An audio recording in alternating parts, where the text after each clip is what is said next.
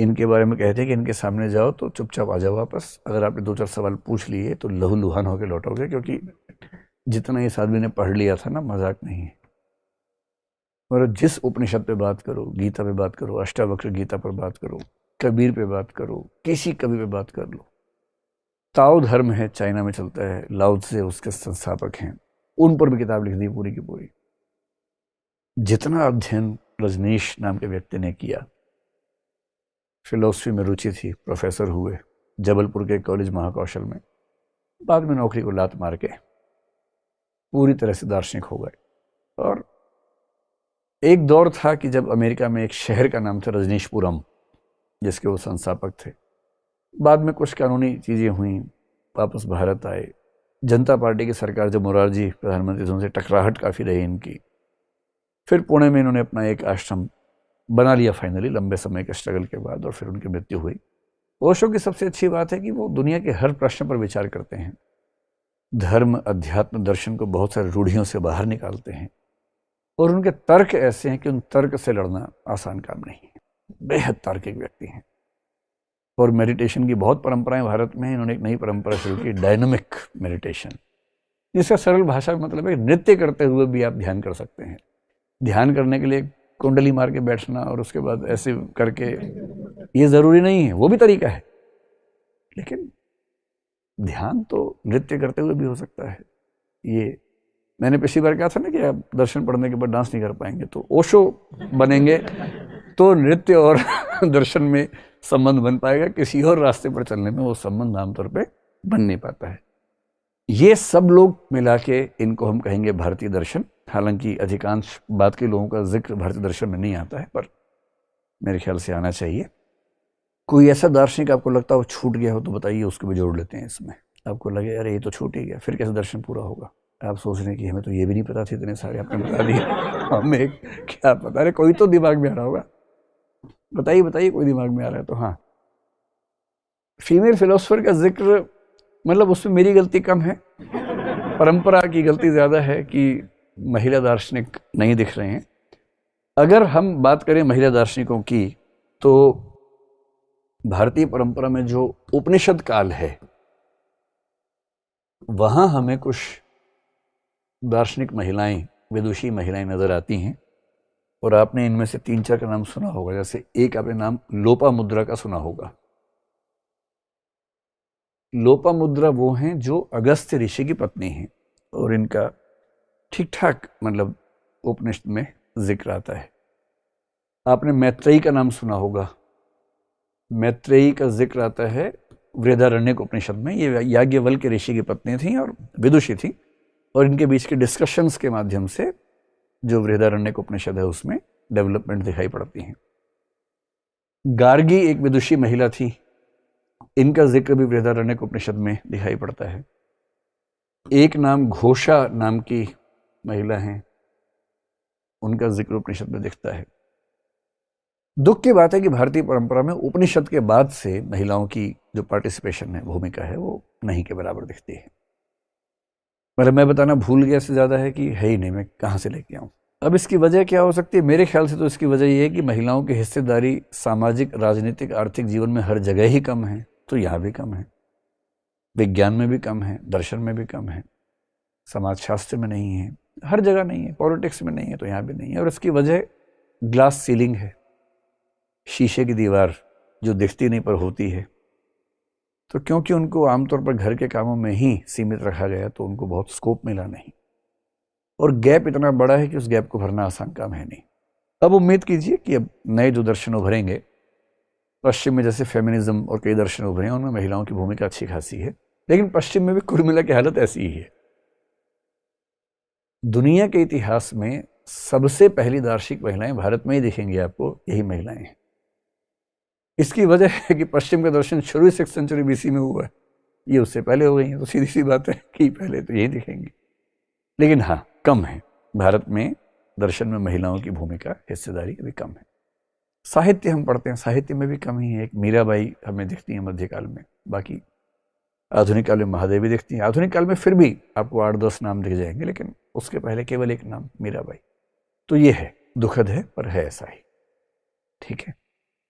कोई और आपको लगता हो कि दार्शनिक छूट रहा है?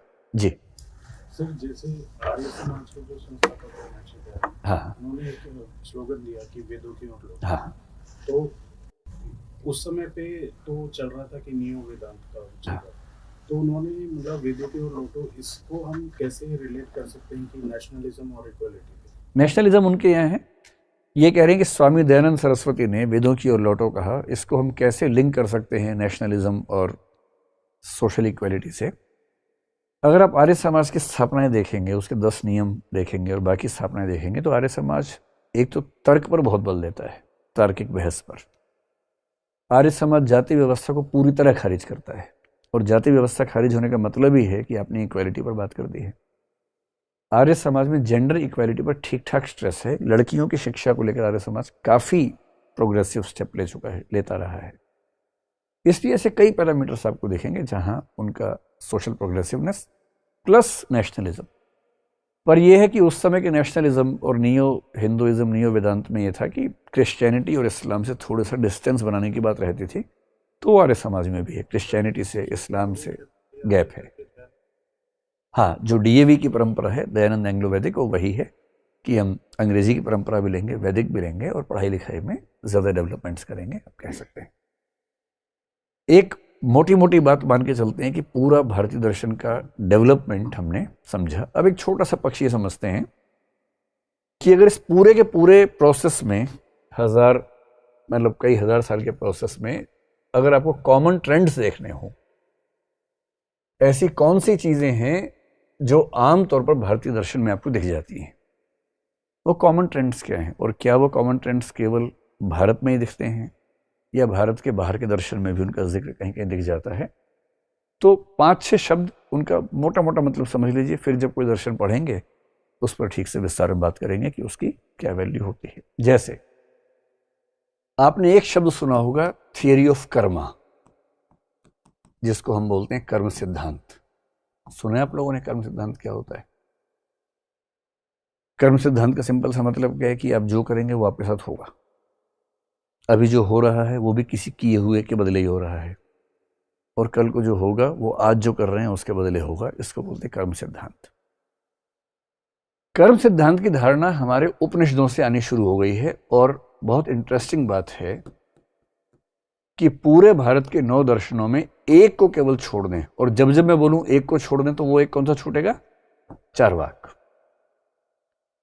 चार्वाक को छोड़ दीजिए, बाकी 8 दर्शन, यहां तक कि बौद्ध भी, जैन भी, जो नास्तिक दर्शन है वो भी, सिख धर्म भी पूरी तरह से कर्म सिद्धांत को मानते हैं। और कर्म सिद्धांत का एक बेसिक मतलब ये है कि जो हमारे कर्म होते हैं वो 3 प्रकार के होते हैं। उनको 3 में डिवाइड करते हैं, शायद आपने नाम सुना हो। एक होता है संचित कर्म, एक होता है प्रारब्ध कर्म, और एक होता है संचीयमान। ये 3 तरह से हम क्लासिफिकेशन करते हैं कर्मों का। इसका मतलब क्या है? समझ लीजिए कि कर्म हमारे इकट्ठे होते जा रहे हैं, कर्मों का फल मिलने का एक फेज आता है, एक ग्रुप ऑफ कर्म एक साथ उनका फल मिलना शुरू होता है। प्रारब्ध कर्म वो हैं जिनका फल मिल रहा है एट प्रेजेंट। तो अभी की आपकी जिंदगी कैसी चल रही है ये आपके प्रारब्ध से तय होता है। इसलिए आपने कहीं कहीं सुना होगा बड़े बूढ़ों से कि प्रारब्ध ही ठीक नहीं है तो क्या करें। तो प्रारब्ध का मतलब हमारे वो कर्म जिनका फल अभी इस समय मिल रहा है। संचित वो हैं जो संचित हैं, कलेक्टेड हैं, पर अभी फल मिलना शुरू नहीं हुआ है, येट टू स्टार्ट। यानी आज से 5 साल के बाद आपके साथ जो होने वाला है वो कौन से कर्मों से तय होगा? संचित। संचित कौन से? जो आमतौर पर पिछले जन्म में किए होंगे या इस जन्म की शुरुआत में किए होंगे, लेकिन अभी फल मिलना शुरू नहीं हुआ है उसका, वो भी संचित हैं। जिनका शुरू हो गया वो प्रारब्ध हैं, और प्रारब्ध आज से 5 साल पहले क्या थे? संचित थे, अब वो प्रारब्ध हो गए हैं। और जो कर्म अभी आप कर रहे हैं, इस जीवन में कर रहे हैं, जिनका फल बाद में मिलेगा, तो ये प्रेजेंट कर्म है। अभी जो आप कर्म कर रहे हैं, जैसे भी क्लास में बैठ के सो रहे हैं, तो इसका फल कब मिलेगा? बाद में मिलेगा। अगले जन्म में आप टीचर बनेंगे, मैं स्टूडेंट, फिर मैं सोऊंगा क्लास में बैठ के और आपको पढ़ाते हुए तनाव होगा कि ये सो क्यों रहा है। हर चीज़ का हिसाब होना है, ध्यान रखिए, हर चीज़ का हिसाब होना है। तो ध्यान रखना है, जो आप कर रहे हैं ना उसका हिसाब बराबर होकर रहेगा। और कर्म सिद्धांत के 2 नियम माने जाते हैं। एक होता है कृत प्रणाश, ऐसा नहीं हो सकता, यानी जो किया है उसका नाश नहीं हो सकता जब तक फल ना मिले। आपका किया हुआ कर्म आपको फल दिए बिना नष्ट हो नहीं सकता, इसको बोलते हैं कृत प्रणाश। और एक होता है अकृतम उपगम, जिसका मतलब है कि जो आपने किया नहीं उसका फल आपके पास आ नहीं सकता। तो ध्यान रखना है। कई लोग कोशिश करते हैं कि ट्रांसफर सिस्टम अगर शुरू हो जाए, डेबिट क्रेडिट जैसे, मैंने 10 अच्छे कर्म किए, आपने मान लीजिए 20 अच्छे कर्म किए, मेरे थोड़े कम पड़ रहे हैं, मैंने आपसे उधार ले लिए 5, और अकाउंटिंग में आप अपना पासवर्ड डाला, आपने कहा मेरे 5 अच्छे कर्म यहाँ शिफ्ट कर दो भाई, और मेरा बैलेंस भी ठीक हो गया, साथ साथ मोक्ष मिल गया हम दोनों को। पर हिंदू धर्म में इसका स्कोप नहीं है। बौद्ध धर्म में है, महायान परंपरा में एक कंसेप्ट है बोधिसत्व। आपने सुना है बोधिसत्व? बड़ा प्रसिद्ध शब्द है। बोधिसत्व के कंसेप्ट में महायान बुद्धिज्म मानता है परिवर्त एक कंसेप्ट है। परिवर्त का मतलब है अपने अच्छे कर्मों को दूसरों पे शिफ्ट कर देना। हिंदू धर्म में तो नहीं है, तो झेल भुगतना पड़ेगा, आपको ध्यान रखना है। तो ये जो 2 नियम हैं, इसका भाव आप समझ गए कि जो किया है वो नष्ट नहीं होगा, नहीं किया है आएगा नहीं। एक मिनट, एक बात और बताऊं, क्रिश्चियनिटी में ऐसा एक सिस्टम है, ईसा मसीह जो हैं वो ईश्वर के पुत्र माने जाते हैं। ध्यान रखना, ईसा मसीह ईश्वर नहीं है, वो गॉड के बेटे हैं। एक ट्रिनिटी शब्द सुना होगा आपने, ट्रिनिटी कॉलेज का नाम सुना होगा ना। ट्रिनिटी क्या है क्रिश्चियनिटी में? इसका मतलब 3 चीजों का group, god the father, god the son, तो गॉड द सन कौन है? जीसस क्राइस्ट है, और द होली स्पिरिट। ईसा मसीह ईश्वर के पुत्र हैं। क्यों आए हैं? क्योंकि मनुष्य पापी है। क्यों पापी है उसकी कहानी भी समझेंगे कभी। वो इसलिए पृथ्वी पर आए, भाई देखिए ईसा मसीह अगर ईश्वर के पुत्र हैं और कुछ लोगों ने उनको क्रूसीफाई कर दिया, सलीब पे टांग दिया, ईश्वर के पुत्र को सलीब पे लोग टांग देंगे गली मोहल्ले के, इतना आसान काम है क्या? अगर ईश्वर चाहेगा तो एक झापड़ मारेगा, उन सबको गिर जाएंगे नीचे, तब भी टांग दिया। इसकी वजह है कि ईसा मसीह जानबूझ के यही चाह रहे थे, ऐसा ईसाई लोग मानते हैं। क्यों चाह रहे थे? इसका संबंध कर्म सिद्धांत से बनेगा। इसलिए चाह रहे थे कि सारे मनुष्यों के पाप मैं अपने ऊपर लेकर अपनी बलि दे दूं। अगर ये कंसेप्ट मान ले क्रिश्चियनिटी का, इसका मतलब क्या हुआ कि कर्मों का हिसाब दाएं बाएं हो सकता है कि नहीं हो सकता है? हो सकता है। तो कुछ दर्शनों में, कुछ धर्मों में ऐसी धारणा है, महायान बुद्धिज्म में है, क्रिश्चियनिटी में है, हिंदुइज्म में नहीं है, और इसका मतलब हिसाब बराबर होकर रहेगा। ध्यान रखना भाई।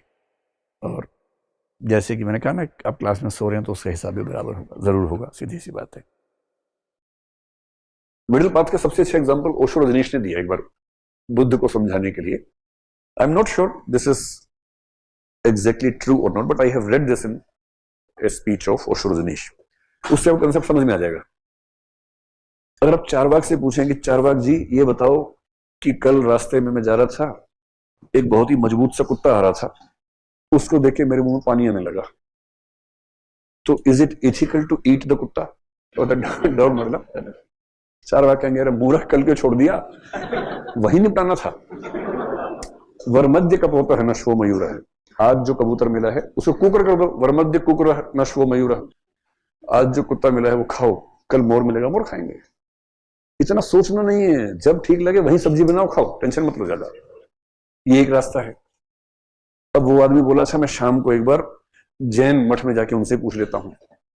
तो जैन मठ में गया, उसने कहा कि हुजूर कल एक कुत्ता मुझे दिखा, मेरे मुंह में पानी आ गया, क्या मैं खा सकता हूं?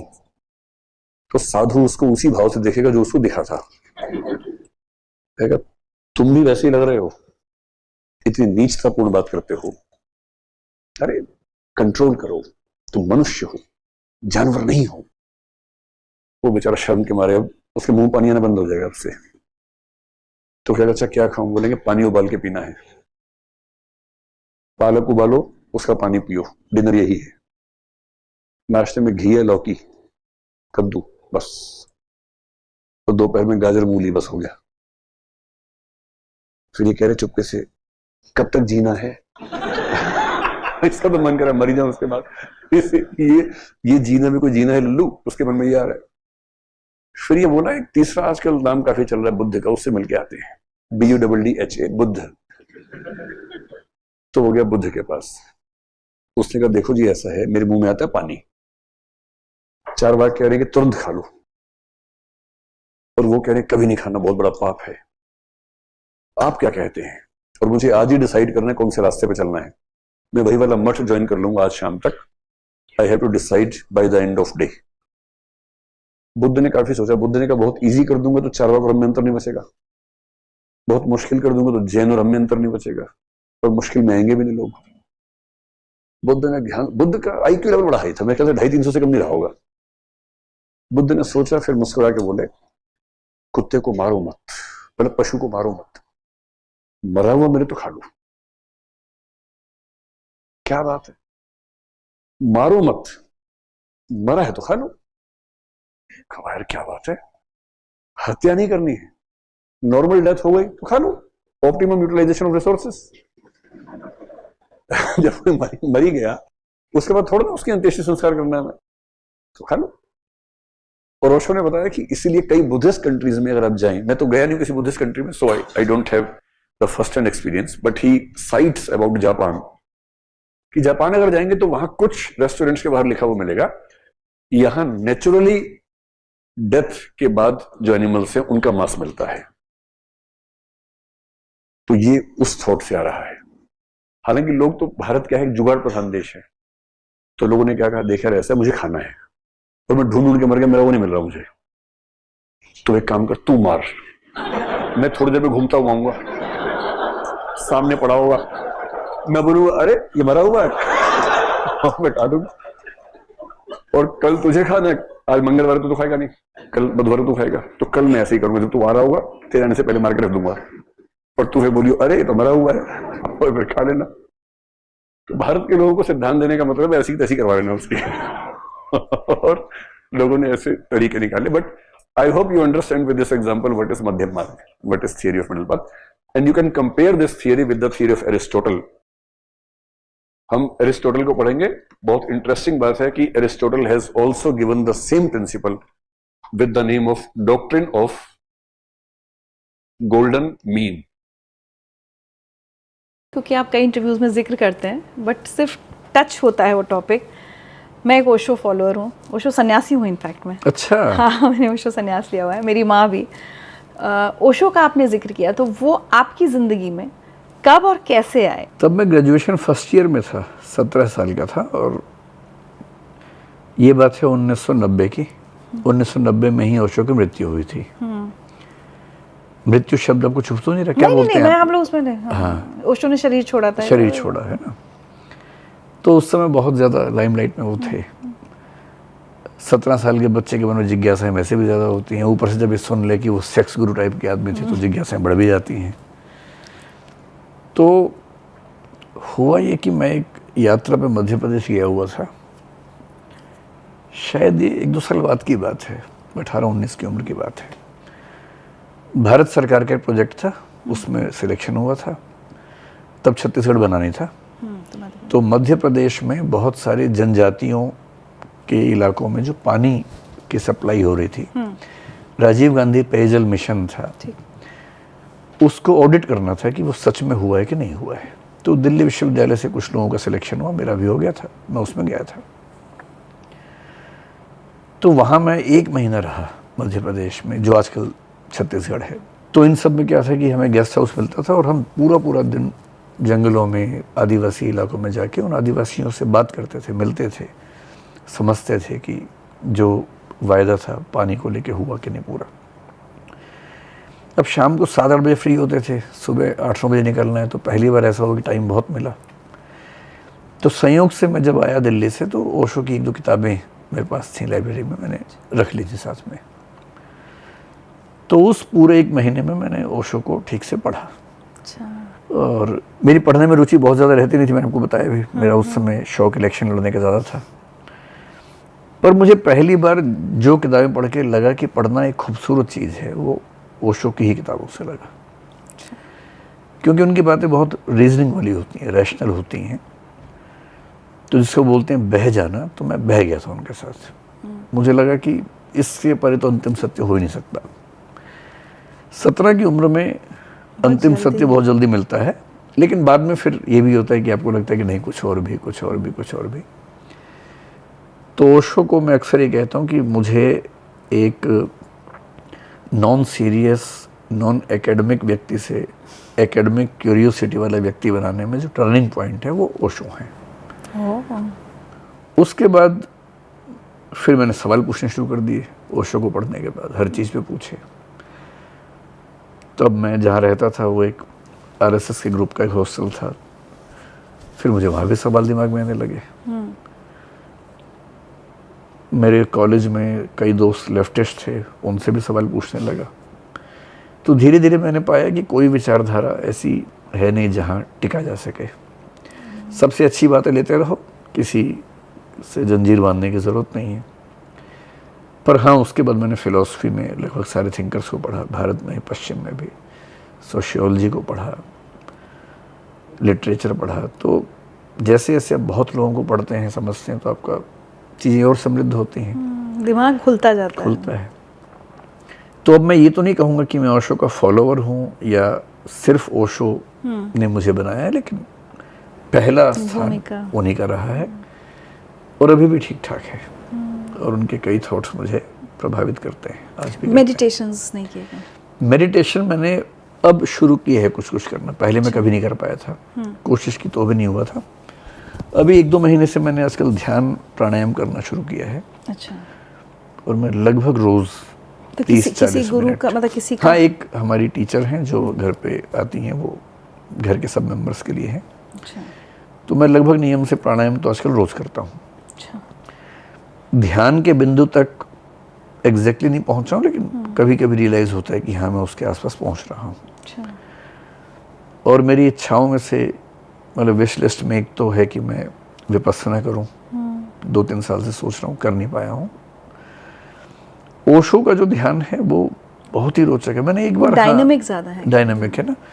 एक बार श्री रविशंकर जी वाला जो है द आर्ट ऑफ लिविंग, मैंने बहुत पहले 20 साल पहले वो कोर्स एक बार किया था, 7 दिन का, सोहम वाला जो सुदर्शन क्रिया होती है। तो मेरे आसपास सब लोगों का मेडिटेशन बढ़िया से हो गया था, मेरा नहीं हो पाया था क्योंकि मैं दिमाग बहुत चला रहा था। जब दिमाग बहुत चलाते हैं फिर वो मतलब सहज हो ही नहीं पाते, तो मुझसे नहीं हो पाया था। अब मुझे लगता है कि मैं उस भाव भूमि पर हूँ कि शायद मैं ध्यान कर पाऊंगा। तो ओशो का डायनामिक मेडिटेशन जो है, मुझे लगता है कि जैसे रविशंकर जी का है, तो वो बहुत इजी है किसी नए आदमी के लिए, क्योंकि म्यूजिक के रिदम पे हो जाता है। सारा खेल इस बात का है कि आपका पूरा ध्यान एक बिंदु पर केंद्रित हो जाए। अब किसी को ये कहना कि इस चीज़ को देखो, तो वो बहुत आसान नहीं होता है। रिदम पे फोकस करना आसान है, तो सोहम के साउंड की स्पीड और आवृत्ति बढ़ने से ध्यान लगाना, आपने देखा सोहम वाला कैसे एक बार होता किया है? है इनफैक्ट मैंने।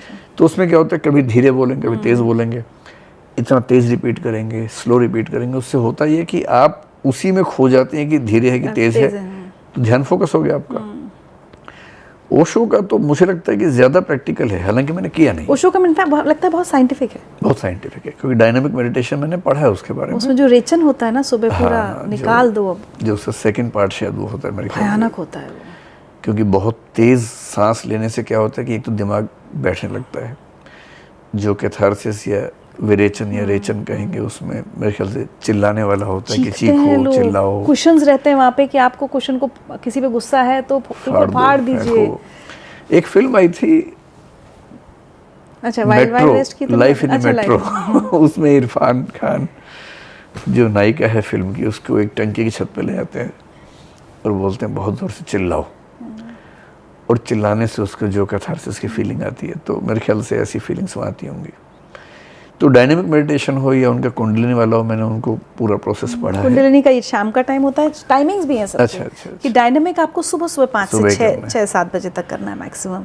कुंडलिनी नॉर्मली जब कैंप में हम लोग जाते हैं तो ये 4-5 बजे, लंच के 2-3 घंटे बाद कराया जाता है। एक नाद ब्रह्म होता है, वो पता नहीं आपको? नाद ब्रह्म, तो माय गॉड, उसमें आधा घंटा सिर्फ हमिंग जैसे हम लोग करते हैं, और उसके बाद बहुत भ्रामरी की तरह, लेकिन उसमें कान बंद नहीं करने थे। अच्छा। और अगले 2 चरण में हाथ इतने धीरे, तो मैं जब शुरू में गई तो मैंने ऐसे मुझे लगा घुमाने ही है, तो उन्होंने कहा आपका माइंड बहुत ज़्यादा ही भाग रहा है, तो उसको इतना स्लो कर देना है कि पता ही ना चले कि हाथ मूव कर रहा है। मतलब हाउ स्टेबल, कितना आप स्टिल हो सकते हो, उसकी एक प्रैक्टिस है। पर जो आपने विपश्यना का जिक्र किया ना, वो एक मुझे बात बहुत अच्छी लगती थी कि ओशो कहते थे विपश्यना उस समय शुरू हो चुका होगा, बोले विपश्यना होता सबको शांत कर दिया, अब अंदर तो भरा हुआ है गुस्सा, नफरत किसी के प्रति या दुख, वो बिल्कुल जैसे सोडा बॉटल पे आपने कॉर्क लगा दिया तो वो बुलबुले तो अंदर रह गए। तो वो हमेशा कहते थे कि विपश्यना करना है तो पहले 21 दिन डायनामिक, हाँ ये बात भी ठीक है, जो निकालना है जब निकल जाएगा तब शांत बैठ पाओगे। बट 21 दिन डायनामिक अगर आप करेंगे तो आपको बहुत फर्क पता चलेगा। नहीं, जितना मैंने उसका सिस्टम पढ़ा मुझे लगता है कि वो शायद 2-3 दिन में ही रियलाइज होना शुरू हो जाना चाहिए। हाँ, मेरी मतलब आगे की योजनाओं में मेडिटेशन में सिद्धहस्त होना भी है, क्योंकि मेडिटेशन के फ़ायदे बहुत ज़्यादा हैं, मैं जानता हूँ, न्यूरो साइंस सब तो साबित कर चुका है। पहले तो लोग कहते थे, अब पिछले 70 साल में क्या हुआ कि एक अपने ECG जैसे होता है हार्ट के लिए, कैसे EEG होता है, इलेक्ट्रोइंसेफेलोग्राफ, जो दिमाग पे बहुत सारे हम लगाते हैं डायोड्स, और उससे हम पकड़ते हैं कि दिमाग के अंदर जो इलेक्ट्रिकल इम्पल्सेस हैं वो कैसे कैसे मूव कर रही हैं। सोचना, महसूस करना, ये सब शरीर के हिसाब से इलेक्ट्रिकल फ्लो है सिर्फ, और कुछ नहीं है। उस इलेक्ट्रिकल करंट को पकड़ता है EEG। और ऐसे बहुत सारी स्टडीज़ हुई न्यूरो साइंस में, जब मेडिटेशन करने के समय देखा गया कि हमारा EEG या फंक्शनल MRI कैसे काम करता है। अच्छा। और अब ये साबित हो चुका है कि अगर आप मेडिटेशन ध्यान से कर रहे हैं तो आप कॉग्निटिवली भी, इमोटिवली भी, हर तरीके से एक बेहतर ज़िंदगी जी सकते हैं। लेफ़्ट और राइट ब्रेन का जो कोऑर्डिनेशन है वो बेहतर होता है, मेमोरी बेहतर होती है, हर चीज़ बेहतर होती है, जितने भी मेंटल प्रोसेसेस हैं बेहतर होते हैं। तो अब आप उस तरफ आगे बढ़ना चाह रहे हैं? मैं बढ़ना चाह रहा हूँ। तो एक बात बताइए, लेकिन आपको ऐसा, आपको देख के एक्चुअली सच बताऊँ ऐसा लगता है कि आप ऑलरेडी एक बहुत मेडिटेटिव पर्सन हैं। ये जैसे हम लोग क्या होता है, हर चीज़ सोचते हैं ये करना है, अरे कल से मेडिटेशन करना है, अरे टाइम निकल गया, फिर हो गया टाइम मैनेजमेंट, अरे आज इस मीटिंग में। मैं कभी कभी सोचती हूँ, आपके जब इंटरव्यूज़ देख रही थी, अभी आप इतनी देर में इतनी देर AI पर बोल गए, अभी अगर मैं आपसे हिस्ट्री बोलूँगी, रिजर्वेशन बोलूँगी, सब पर आप बोल जाएंगे। आप 24 घंटे ही आपके पास भी हैं, 24 घंटे ही मेरे पास भी हैं। आप ऐसा क्या कर रहे हैं, या मैं ऐसा क्या नहीं कर पा रही हूँ, या मेरे जैसे सारे लोग, that you know better than us and you are so calm. आप एक माँ हैं तो सीधी सी बात है कि बच्चे की परवरिश में आपने समय ज़्यादा खर्च किया होगा। भारत में जो बाप होते हैं उनकी थोड़ी सुविधा रहती है कि थोड़ा टाइम कम लगता है उनका। फिर अब सपोर्ट सिस्टम ऐसा है परिवार में कि घर की जिम्मेदारियां मेरे ऊपर बहुत कम है। ऑफिस में अब इतने लोग हैं, करीब 2000 लोग काम करते हैं हमारी कंपनी में। मैं MD हूँ, अब मैंने CEO का पद छोड़ दिया ताकि बाकी लोग काम करें। पॉलिसी मैटर से मेरी इन्वॉल्वमेंट होती है, तो मैं जाता हूँ ऑफिस में, काम करता हूँ, लगातार ध्यान रखता हूँ कि सब चीज़ें ठीक चलें, पर मैं ठीक ठाक फ्री हो सकता हूँ अगर चाहूँ तो। अच्छा। क्लासेस अब मेरी थोड़ी कम हो गई हैं, एक तो इसलिए कि इतने सेंटर्स में मैनेज नहीं कर सकता हूँ, दूसरा मेरे गले की दिक्कत है कि मैं बहुत लंबी क्लासेस में अब थोड़ी दिक्कत होती है, डॉक्टर भी कहते हैं कि मैं कम क्लासेस लूँ, तो टाइम मिल जाता है। पहली बार मैंने अभी एक बड़ा स्मार्ट सा बच्चा है, उसको अपना मैनेजमेंट एग्जीक्यूटिव बना लिया है, जो minutes of meeting, follow up और मुझे कब क्या करना है मुझे रोज़ बताता है कि सर ये ज़रूरी चीज़ें हैं, ये बाद में कर सकते हैं। तो मैं उतना ही, फिर वो मीटिंग्स अरेंज कर देता है टीम्स पे या जूम पे। सब सेंटर्स के 50 लोग एक साथ मीटिंग में हैं, एजेंडा पहले से है, मीटिंग खत्म होती है, मिनट्स बन के आ जाते हैं। अब तो मिनट्स भी अपने आप बन जाते हैं AI से, पता है आपको? आपको केवल माइक्रोसॉफ्ट टीम से मीटिंग लेनी है, हाँ। वो खुद ही मिनट्स बना के दे देगा आपको। अच्छा। कुछ नहीं कर रहा है, मिनट्स बन के आएंगे, उसमें लिखा होगा एक्शनेबल आइटम्स कौन से, सब चीज़ें लिखी होती हैं। With the help of AI and a lot of technology चीज़ें बड़ी आसान हो जाती हैं। और असली बात है, अगर शौक़ है तो वक्त निकल जाता है। आप सरप्राइज होंगे कि मैं नींद को लेके बहुत पक्का आदमी हूँ। मैं कोशिश करता हूँ कि 8 घंटे रोज़ सोऊं। 8 नहीं हो पाता, लेकिन 7 घंटे। अर्ली टू बेड है या लेट टू राइज? पहले मैं 3 बजे सोता था रात को, पिछले 25 साल से लगभग 3 से 10, साढ़े 10 में सोता था। अच्छा। 25 साल मैंने ऐसे गुजारे। 3 महीने पहले से मैंने थोड़ा सा चेंज करना शुरू किया। हेल्दी नहीं है ना वाला स्टाइल? शायद ना हो, पर मैं तो हेल्थ ठीक है मेरी तो हेल्थ। मुझे आज तक कोई ऐसा नुकसान लगा नहीं इस चीज़ से। मैंने तो डॉक्टर से पूछा, उन्होंने कहा कि अगर आप एक निश्चित समय पे सोते हैं, निश्चित पे उठते हैं, तो 7 घंटे सोते हैं तो दिक्कत नहीं है। ठीक। मेरा पूरा शेड्यूल वैसा ही था ना। मैं असल में भारत में रहते हुए लंदन के टाइम से चल रहा था। तो जब मैं उठता था तो लंदन में सुबह 5:30 बजते थे। तो मैं सोचता था कि ठीक है, मैं मान लेता हूँ कि मैं वहाँ पर हूँ तो मैं अर्ली टू राइज मान लेता हूँ। तो फिर मेरे से भोजन है तो मैं रात को 9 बजे खा लेता था, 3 बजे सोता था, 6 घंटे गैप मिल जाता था, तो वो दिक्कत भी नहीं आ रही थी। अब मैंने 3 से कर दिया 12 बजे, लेकिन अब धीरे धीरे फिर वापस 1 पे आ गया। आजकल मैं 1 बजे सोता हूँ, 8:30-9 तक उठ जाता हूँ। 2 घंटे मेरा सुबह आजकल फिक्स है। मैं ट्रेडमिल, जिम मतलब स्ट्रेंथ और फ्लेक्सिबिलिटी के लिए योग, सूर्य नमस्कार वगैरह, प्राणायाम, ये सब करता हूँ। करीब 2 घंटे आजकल देता हूँ। पूरा अपना फिटनेस पर देते हैं। अभी शुरू किया 3 महीने पहले, पर 3 महीने हो गए तो मुझे लगता है कि मैं कंटिन्यू कर लूँगा, छोड़ूंगा नहीं। जिम इसलिए कि हमारी उम्र में, क्योंकि प्रोटीन एक तो कम मिलता है वेजिटेरियंस को, और भारत के लोग इतने छोटे इसीलिए होते हैं कि प्रोटीन उनके पास है ही बहुत कम। भारत मतलब ऐसे बहुत सारे देशों में। तो हमें आजकल मेरे बेटे ने समझा दिया कि प्रोटीन बहुत ज़रूरी है, तो प्रोटीन थोड़ा बहुत करते हैं, कोशिश करते हैं। बाकी हमारी उम्र में अगर हम स्ट्रेंथनिंग पे ध्यान ना दें, मसल्स पे काम ना करें, तो 60-65 होते होते मसल्स और हड्डियाँ अलग होने लगती हैं। फिर एक बार गिरना है और चीज़ें ख़त्म हो जाएंगी। तो अब हमें समझ में आएगा कि चलने से उतना फ़ायदा हमें नहीं है। चलना ठीक है, मैं चलता हूँ, करीब 5-6 हज़ार स्टेप्स कम से कम चलता हूँ रोज़। ज़्यादा ध्यान देना है स्ट्रेंथनिंग पे, तो वेट मशीन्स पे या बॉडी वेट पे ही, और फ्लेक्सिबिलिटी, उसके लिए योग है। सूर्य नमस्कार अगर आप ठीक से कर पा रहे हैं तो कितने कर लेते हैं आप? कितने राउंड मतलब? अभी तो कितने वाला लेवल ही नहीं है। मैं 1 या 2 पे ही अटक जाता हूँ अभी, लेकिन मैं करता हूँ। वो हमें सिखाती है एक टीचर, तो हम धीरे धीरे होने लगा है कुछ कुछ। अब जैसे सीधे बैठ के पैर पकड़ में आ जाता है। अच्छा। अभी नाक तो घुटने पे नहीं लगता, लेकिन हाथ पकड़ में आ जाता है पैर। तो धीरे धीरे 1-8 साल में हो जाएगा, क्योंकि बचपन में मैंने ये सब किया है, जिम्नास्टिक्स किया है, तो मतलब प्रैक्टिस करने से 1 साल में हो जाएगा, ये भरोसा है। करत करत अभ्यास। हाँ। तो बाकी जो मेरा टाइम है, मैं रात को कम से कम 2 घंटे ज़रूर अपने ऊपर खर्च करता हूँ, जो मेरा मी टाइम है। उस समय जनरली मुझे कोई डिस्टर्ब नहीं करता। मैं पढ़ता हूँ, या AI से कुछ पढ़ लिया, या कुछ कविताओं की किताब मिल गई, अच्छी कविताएं ढूंढ ली, कोई बढ़िया शेर व शायरी मिली, वो नोट्स बनाता हूँ। मैं अपने फ़ोन में हज़ारों नोट्स हैं। कोई फिल्म की स्क्रिप्ट दिमाग में, तो मैंने एक नोट बना रखे फिल्मों के लिए, कम से कम 1000 से ऊपर मैंने उसमें पॉइंट्स नोट किए हुए हैं कि किसी फिल्म में क्या क्या थीम्स आ सकती हैं, क्या सीन हो सकते हैं। फिल्म बनानी है ना?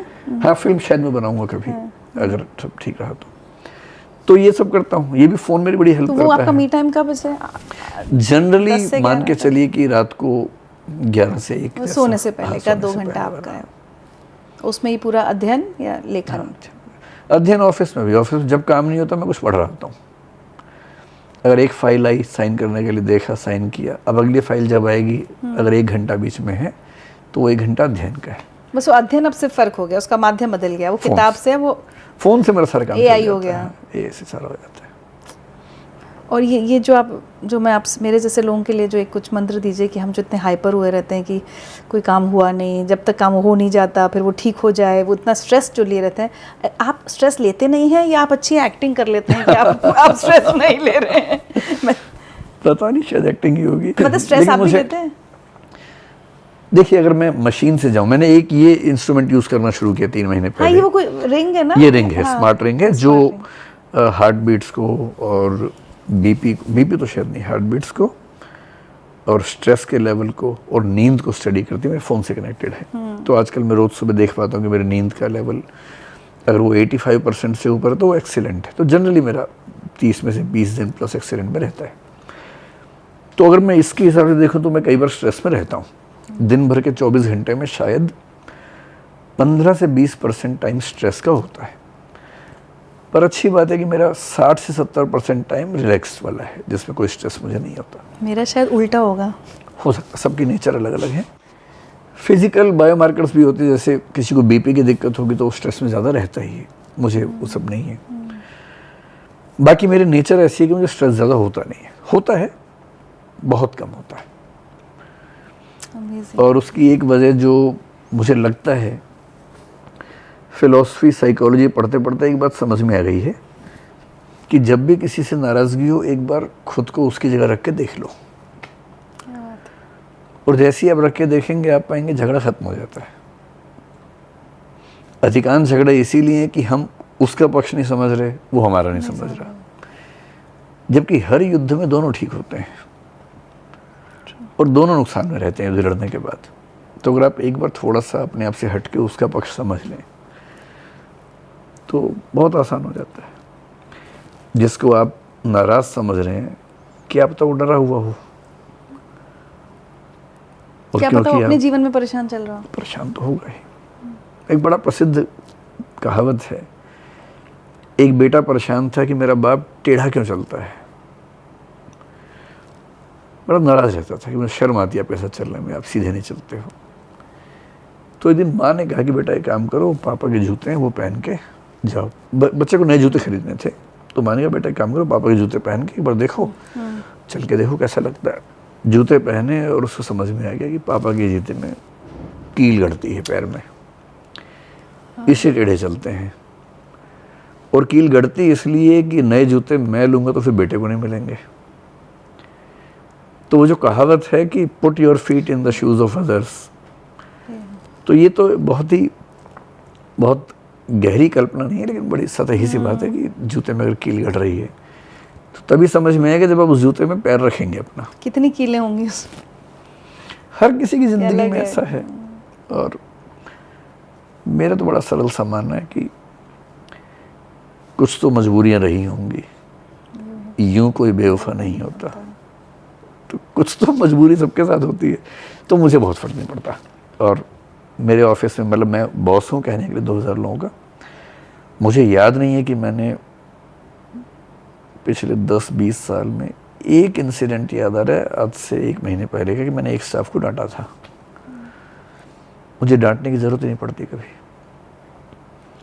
मतलब मेरा खौफ ठीक ठाक है उसके बाद भी मैं डांटता नहीं हूँ। जैसे हमारे सैलरी 7 तारीख को सबको मिलनी ज़रूरी है, हमारा उसूल है कि 7 का 8 नहीं होना चाहिए, 6 बेशक हो जाए अगर संडे आ रहा है तो। 6 महीने पहले ऐसा हो, गलती से 8 तारीख हो गई। गलती बैंक की थी, हमारी नहीं थी। हमने सर्वर को भेज दिया बैंक को, उनके सर्वर में कोई इशू आ गया, स्टाफ परेशान कि पहली बार ऐसा हुआ है। मुझे ये परेशानी है कि स्टाफ के लोग क्या सोच रहे होंगे कि यार बताओ पूरा महीना काम किया, सैलरी नहीं मिल रही। तो फिर मैंने अपने फाइनेंस टीम के सब मेंबर्स को बुलाया, सीनियर्स को,